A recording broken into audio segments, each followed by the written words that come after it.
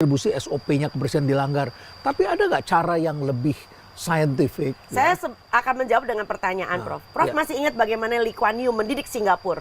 Ya. Kira-kira Prof bisa lihat jalan pintas apa di tahun 80-an? Tahun 80-an saya masih ingat. 80-an. Apa yang dia lakukan? Ya, dia menghukum orang yang merokok sembarangan. Makanya Singapura disebut sebagai a fine city. Ya.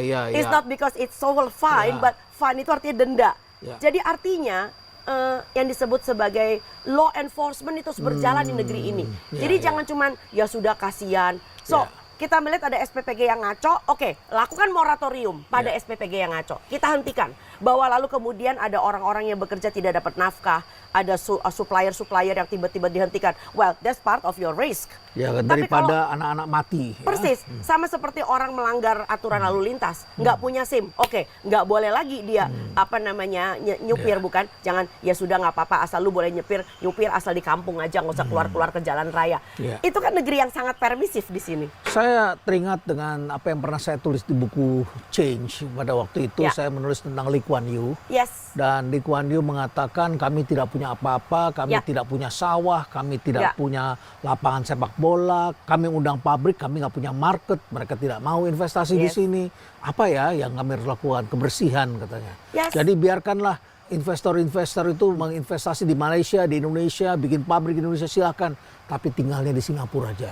Karena di Singapura itu kalau Anda minum di negara lain, Anda sakit perut. Tapi kalau Anda di negara kami, airnya bersih, udaranya bersih, pangannya tersedia. Dia katakan seperti itu. Dan Prof, akhirnya banyak orang asing yang kemudian melakukan itu. Prof tahu nggak, bersih itu secara metafor juga apa? Bersih secara tata kelola. Nggak ada korupsi. Begitu korupsi, so bersih itu kan macam-macam cara berpikirnya. So bersih secara metafor kita bisa mengatakan negeri ini bersih dari kolusi, korupsi dan nepotisme. Bersih dari nepotisme. Itu susahnya setengah mati. Terutama kalau Anda mengatakan bahwa kita mau ngerjain siapa ya, gue nggak gampang percayaan hari gini sama orang. Akhirnya temennya diambil kasih jabatan, saudaranya diambil kasih jabatan. So this is not clean, this is not clean. Kalau kata Francis Fukuyama, trust itu adalah bonding dari society. Perekat dari suatu masyarakat. Jadi kalau trust ini sudah hilang, ini berbahaya ini sebagai negara kesatuan. Nah, kita tidak trust itu mulai hilang ketika ibu-ibu tidak lagi percaya dengan MBG.